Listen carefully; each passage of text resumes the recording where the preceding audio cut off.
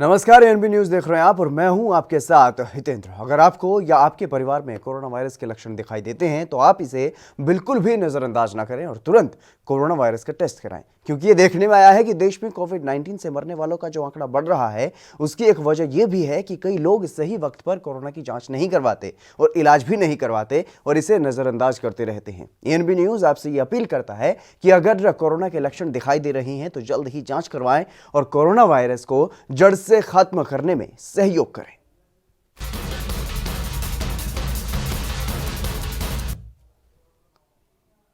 चलिए शुरुआत करते हैं एएनबी सुपरफास्ट की। करीब एक महीने की बगावत के बाद सचिन पायलट की कांग्रेस में घर वापसी तय हो गई है और अपनी बगावत को पद और प्रतिष्ठा की बात कहने वाले सचिन पायलट ने सोमवार को कांग्रेस अध्यक्ष सोनिया गांधी, राहुल गांधी और प्रियंका गांधी से मुलाकात की और कांग्रेस की ओर से एक कमेटी का गठन भी किया गया है जो कि सचिन पायलट की सभी समस्याओं का समाधान करेगी। इन बातों के साथ ही सचिन पायलट मान गए हैं और जल्द ही वो कांग्रेस में किसी बड़े पद पर दिखाई दे सकते हैं। सचिन पायलट ने कहा है कि अशोक गहलोत ही कांग्रेस नहीं है, मैंने कभी मुख्यमंत्री का पद नहीं मांगा है और उन्होंने कहा कि मैंने कोई मांग नहीं रखी है, व्यक्तिगत नहीं सिद्धांतों का मुद्दा उठाया गया है।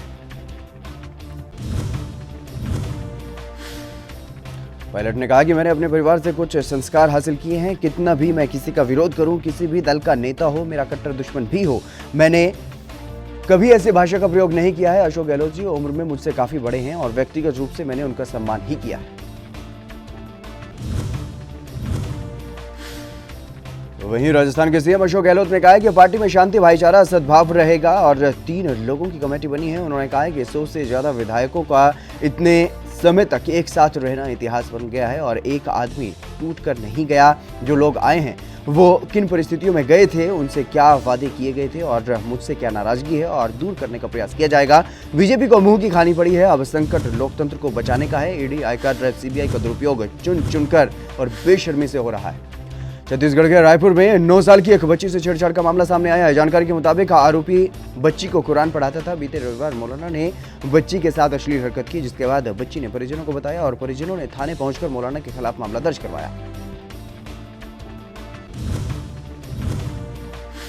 वहीं पुलिस ने मामले को गंभीरता से लेते हुए रात में ही बच्ची का मेडिकल करवाया और आरोपी मौलाना को गिरफ्तार कर लिया है। फिलहाल पुलिस आगे की कार्रवाई कर रही है।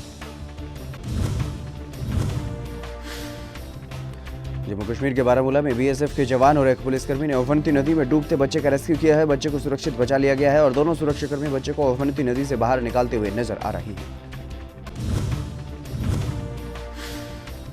देश के कई हिस्सों में लगातार हो रही बारिश की वजह से नदियां उफान पर हैं। मौसम विभाग भी लोगों से नदियों और समुद्र से दूर रहने की अपील कर रहा है।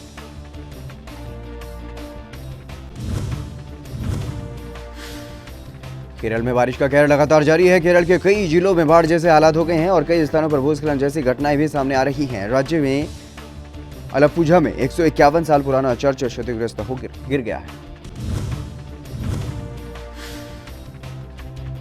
स्थानीय लोगों की माने तो पानी भरने की वजह से उसकी दीवारें कमजोर हो गई थी, जिसकी वजह से चर्च धराशायी होकर जमीन पर गिर गया। और आपको बता दें कि मौसम विभाग के केरल एक कई राज्यों में भारी बारिश का रेड अलर्ट जारी किया गया है। लोगों को सुरक्षित स्थानों तक पहुंचाने का काम जारी है। यूपी के बागपत में आज सुबह बीजेपी के पूर्व जिला अध्यक्ष संजय खोखर की गोली मारकर हत्या कर दी गई है। मामले में एसपी अजय कुमार ने बताया कि संजय खोखर सुबह सैर के दौरान उन्हें कुछ लोगों ने गोली मार दी और गोलियां उनके सिर और छाती पर लगी हैं। हालांकि जांच के लिए टीमें गठित कर दी गई। केंद्रीय मंत्री मुख्तार अब्बास नकवी ने यह कहा है कि कांग्रेस पार्टी अब किटी पार्टी बन गई है। हर दिन इसमें फेक एजेंडे तय होते हैं और जिन्हें सोशल मीडिया पर परोसा जाता है, ये कोई सामान्य बुद्धि का व्यक्ति नहीं कर सकता है। उनके नेता को हम गेट वेल सून कहना चाहेंगे।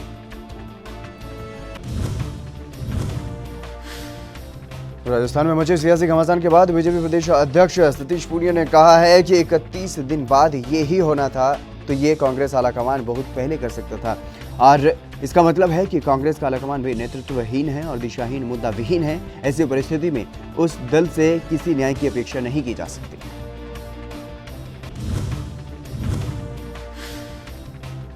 उत्तराखंड के चमोली जिले में भारी बारिश के बाद आए भूस्खलन से कई दुकानें क्षतिग्रस्त हो गई हैं और पेड़ और बिजली के खंभे गिर गए हैं। इससे लोगों को भारी परेशानियों का सामना करना पड़ रहा है।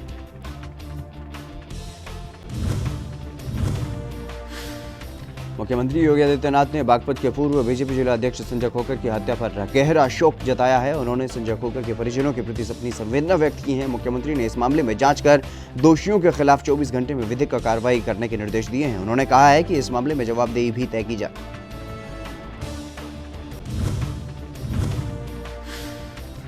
देश भर में कोरोना का कहर जारी है। इस बीच पुडुचेरी के मुख्यमंत्री वी नारायणस्वामी ने ट्वीट कर बताया कि उनके 2 कैबिनेट मंत्री कुंडास्वामी और कमला कन्नन कोरोना वायरस पॉजिटिव पाए गए हैं। फिलहाल इलाज जारी है।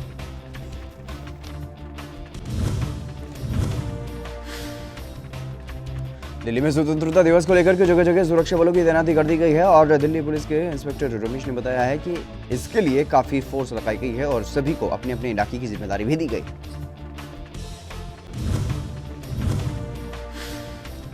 रायपुर में मुख्यमंत्री भूपेश बघेल ने छत्तीसगढ़ की पहली महिला सांसद मिनी माता को उनकी पुण्यतिथि पर श्रद्धांजलि अर्पित की है। इस दौरान मुख्यमंत्री ने कहा कि आज मिनी माता स्मृति वातानुकूलित भवन का लोकार्पण किया गया है और मिनी माता के जो आदर्श हैं उन पर चलकर हम सबको समृद्ध छत्तीसगढ़ बनाना है।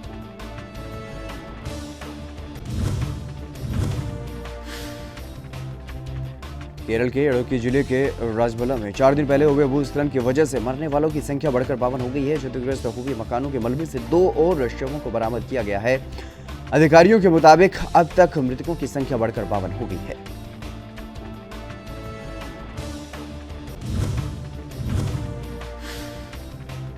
यूपी के लखनऊ के चारबाग रेलवे स्टेशन में मौजूद 2 एटीएम पीएनबी और इंडियन बैंक में आग लग गई। वहीं पीएनबी एटीएम के गार्ड का कहना है कि वो बाहर बैठा हुआ था। लगभग सुबह अचानक आग लगी देखी तो घटना की सूचना फायर टेंडरों को दी गई और मौके पर पहुंचे 2 फायरकर्मियों ने आग पर काबू पाया।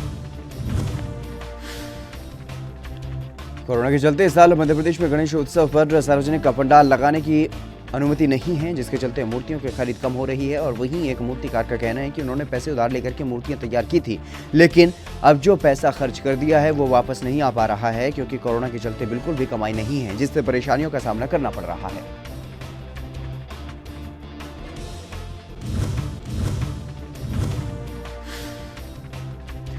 दिल्ली के उप मुख्यमंत्री मनीष सिसोदिया शिक्षकों को वेतन और छात्रों को किताब नहीं मिलने से भड़के हुए हैं। उन्होंने कहा कि अगर बीजेपी शिक्षकों को वेतन और छात्रों को नहीं बढ़ा सकती है तो हमें दे दें। साथ ही उन्होंने कहा है कि बीजेपी एमसीडी स्कूल को चला नहीं पा रही है या फिर चलाना नहीं चाहती।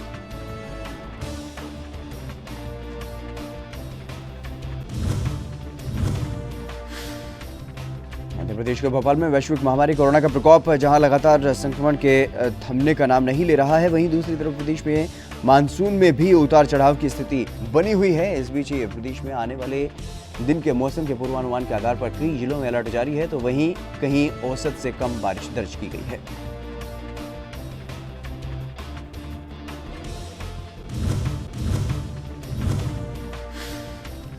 उड़ीसा में कोरोना महामारी के चलते भुवनेश्वर में जन्माष्टमी के दिन भी इस्कॉन मंदिर के दरवाजे श्रद्धालुओं के लिए बंद रहे और वहीं लोगों ने मंदिर के बाहर से ही दर्शन किया और दीप जलाया। उनका कहना है कि सरकार का फैसला सही है, कोरोना से बचने के लिए भीड़ इकट्ठी नहीं होनी चाहिए।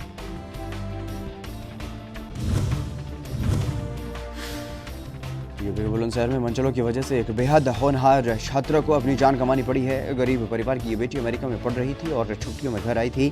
चाचा और भाई के साथ बाइक पर वो अपने मामा के घर जा रही थी। मनचलों की वजह से हुए दर्दनाक हादसे में इस होनहार छात्रा की मौके पर ही मौत हो गई है और वहीं इस मामले में अतुल कुमार एसपी और रविंद्र कुमार डीएम ने प्रतिक्रिया भी दी है।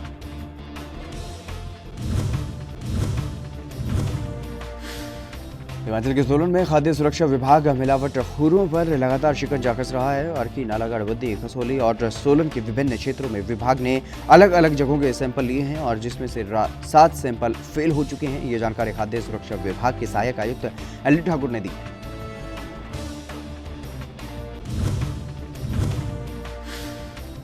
उन्होंने बताया कि जिला सोलन वासियों के स्वास्थ्य से कोई खिलवाड़ ना हो, इसके लिए खाद्य विभाग समय समय पर औचक निरीक्षण कर रहा है और अलग अलग व्यवसाय के संस्थानों के सैंपल लिए जा रहे हैं। अगर कोई नियमों की अवहेलना करते हुए पाया जाता है तो उसके खिलाफ कार्रवाई की जाती है।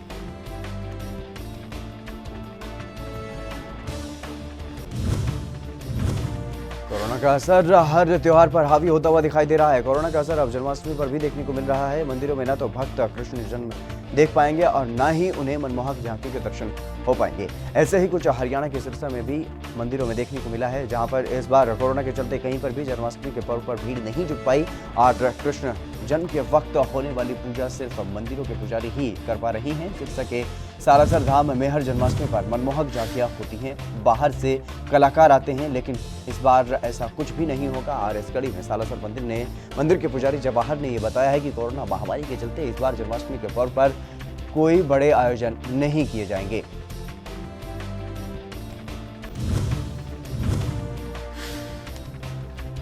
हरियाणा के चरखी दादरी में अपनी मांगों को लेकर के आशा वर्करों ने हड़ताल की है। आशा वर्कर प्रधान कमलेश ने यह बताया है कि 21 जुलाई 2018 को जो नोटिफिकेशन जारी हुआ था, उस नोटिफिकेशन में से कटौती कर दी गई है और हमारी मांगे यह हैं कि उसी नोटिफिकेशन को जारी किया जाए।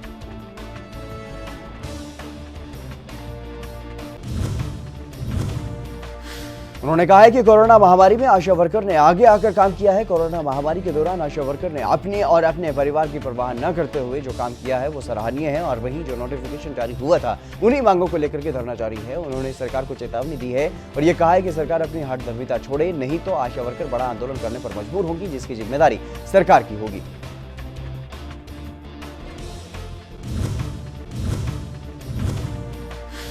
प्रवर्तन निदेशालय आज फिर से सुशांत सिंह के पूर्व बिजनेस मैनेजर श्रुति मोदी और सुशांत के दोस्त सिद्धार्थ पिठानी से पूछताछ कर रही है। दरअसल पिठानी ने कई समाचार चैनलों से ये कहा था कि वो 14 जून को पांत्रा के फ्लैट पर मौजूद थे जब सुशांत कथित तौर पर फंदे से लटक गए थे और वहीं दूसरी तरफ सुशांत की बहन मीतू सिंह भी ईडी के दफ्तर पर पहुंची और उनसे भी पूछताछ की जा रही है।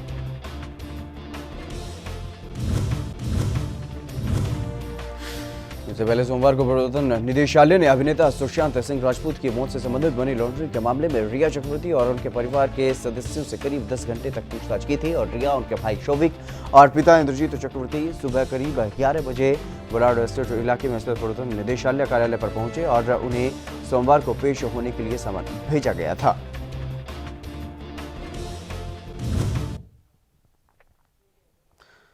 अभिनेता सुशांत सिंह राजपूत की मौत के मामले में आज अभिनेत्री रिया चक्रवर्ती की 2 याचिकाओं पर सुप्रीम कोर्ट में सुनवाई शुरू हो गई है और इसमें से एक याचिका में रिया ने सुशांत के पिता के सिंह की ओर से पटना में दर्ज कराए गए मामले को मुंबई स्थानांतरित करने की अपील की है और इसके साथ ही अदालत बिहार, महाराष्ट्र, केंद्र सरकार और सुशांत के पिता की ओर से दाखिल जवाबों पर भी फैसला दे सकती है। वरिष्ठ वकील प्रशांत भूषण कोर्ट की अवमानना मामले का सामना कर रहे हैं और ऐसे भी उन्होंने एक बार फिर से ट्वीट करके ये कहा है कि अब सुप्रीम कोर्ट इस बात की जांच करना चाहता है कि एक भ्रष्ट जज को भ्रष्ट कहना क्या कोर्ट की अवमानना है। यदि आपके पास इसके सबूत भी हैं तब भी, और ये भी ऐसे समय जब सच से अवमानना के आरोपों से बचाव किया गया। अपने एक और ट्वीट में प्रशांत भूषण ने यह लिखा है कि अगर एक भ्रष्ट जज को भ्रष्ट नहीं कह सकते हैं तो जज के खिलाफ महाभियोग कैसे होगा, जो कि एक भ्रष्ट जज को हटाने के लिए संविधान की प्रक्रिया है। क्या जज को हटाने के लिए महाभियोग पर प्रस्ताव पर हस्ताक्षर करने वाले सांसदों के खिलाफ भी कोर्ट की अवमानना के आरोप लगेंगे?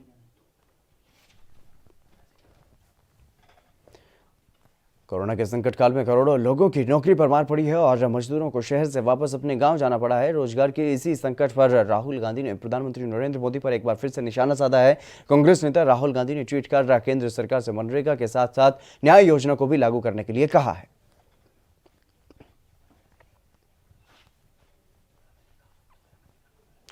राहुल गांधी ने ट्वीट कर लिखा है कि शहर में बेरोजगारी के मार से पीड़ितों के लिए मनरेगा जैसी योजना और देश भर के गरीब वर्ग के लिए न्याय योजना को लागू करना आवश्यक है। यह अर्थव्यवस्था के लिए भी फायदेमंद होगा। क्या सूट बूट लूट की सरकार गरीबों का दर्द समझ पाएगी?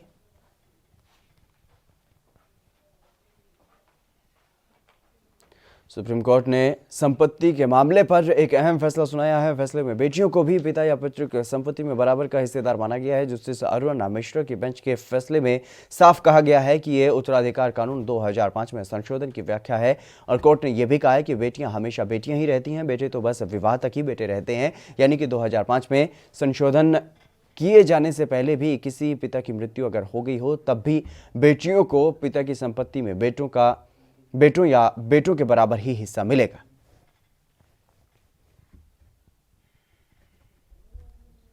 सुप्रीम कोर्ट ने अपने इस फैसले के जरिए यह साफ कर दिया है कि 5 सितंबर 2005 को संसद ने अविभाजित हिंदू परिवार के उत्तराधिकार अधिनियम में संशोधन किया था और इसके जरिए बेटियों को पैतृक संपत्ति में बराबर का हिस्सेदार माना गया था।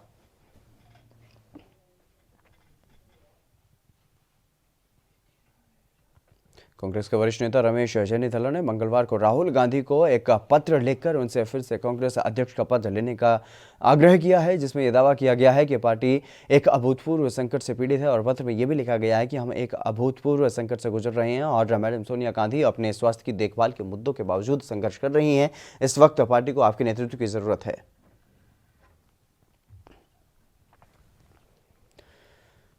पंजाब के अमृतसर में स्थानीय इलाके में चोर इतने शातिर निकले कि सरबजीत के परिवार के घर में होने के बावजूद चोरी को अंजाम दे दिया और सुबह उठने पर जब घर को लोगों को चोरी का शक हुआ तो पुलिस को खबर दी गई और विभाग ने सीसीटीवी को कब्जे में ले लिया है और जांच शुरू कर दी है। परिवार की माने तो चोर 20,000 रुपए और सोने के गहने पर हाथ साफ कर गए।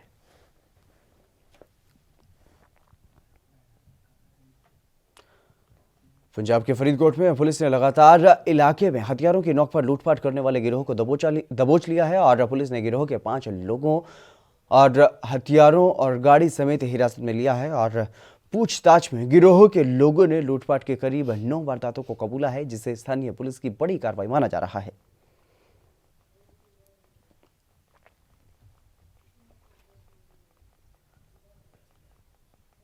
इस गिरोह ने बीते 2 दिन पहले ही फरीदकोट के गांव में सुनार की दुकान पर बंदूक के बल पर लूटपाट की थी, जिसके बाद पुलिस ने कार्रवाई करते हुए इन्हें दबोच लिया है और फिलहाल पुलिस आगे की जांच में जुट गई है।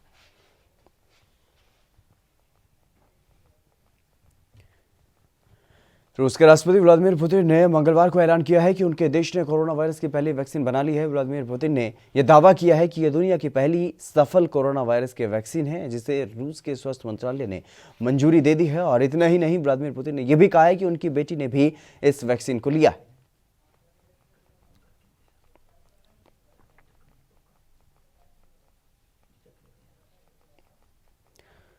एक समाचार एजेंसी की जानकारी के मुताबिक इस वैक्सीन को मॉस्को के गामेलिया इंस्टीट्यूट ने डेवलप किया है और मंगलवार को रूस के स्वास्थ्य मंत्री ने वैक्सीन को सफल करार दिया है। इसी के साथ व्लादिमीर पुतिन ने यह भी ऐलान किया है कि रूस में जल्द ही इस वैक्सीन का प्रोडक्शन शुरू किया जाएगा और बड़ी संख्या में वैक्सीन की डोज बनाई गई है।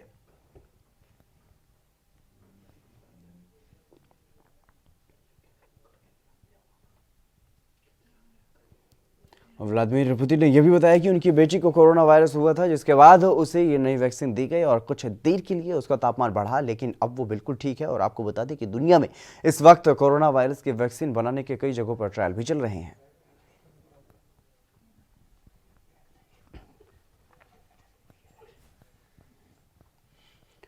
अमेरिका में व्हाइट हाउस के बाहर कल फायरिंग हुई और अमेरिकी राष्ट्रपति डोनाल्ड ट्रंप ने पत्रकारों से बातचीत में इस बात की जानकारी दी है। उन्होंने कहा है कि व्हाइट हाउस के बाहर फायरिंग की सूचना मिली है, हालांकि अब स्थिति नियंत्रण में है। और व्हाइट हाउस के बाहर जिस वक्त फायरिंग हुई उस दौरान डोनाल्ड ट्रंप प्रेस ब्रीफिंग कर रहे थे और सीक्रेट सर्विसेज के अधिकारियों ने उन्हें पोडियम से उतरने के लिए कहा और कुछ वक्त के लिए प्रेस ब्रीफिंग को रोकना भी पड़ा। डोनाल्ड ट्रंप ने कहा कि हालांकि लगता है कि स्थिति नियंत्रण में है और मैं सीक्रेट सर्विस को त्वरित और प्रभावी कार्य करने के लिए धन्यवाद देना चाहूँगा। फायरिंग की पुष्टि सीक्रेट सर्विस की ओर से की गई और ट्वीट में उन्होंने यह भी बताया कि 17वीं स्ट्रीट और पेंसिल्वेनिया एवेन्यू में हुई शूटिंग में एक अधिकारी शामिल था।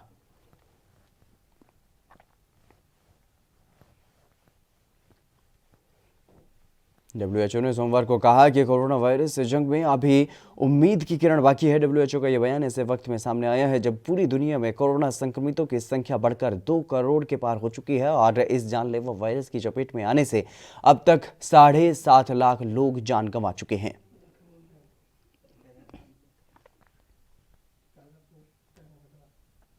WHO के निदेशक टेड्रस अधनोम ने जेनेवा में एक प्रेस कॉन्फ्रेंस के दौरान ये कहा है कि मैं जानता हूं कि आप में से बहुत से लोग काफ़ी दुख में हैं और पूरी दुनिया के लिए यह बड़ा मुश्किल समय है, लेकिन मैं स्पष्ट कर देना चाहता हूं कि हमारे पास अभी भी उम्मीदें बाकी हैं, फिर चाहे वो कोई देश, क्षेत्र, शहर या कोई कस्बा ही क्यों ना हो। कोविड-19 को रोकने में अभी भी बहुत देरी नहीं हुई है।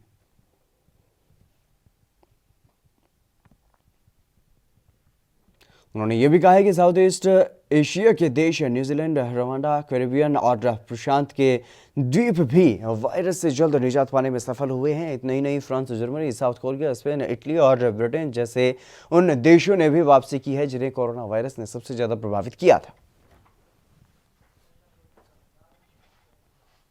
चलिए फिलहाल एएनबी सुपरफास्ट में बस इतना ही। आप बने रहिए एएनबी न्यूज के साथ।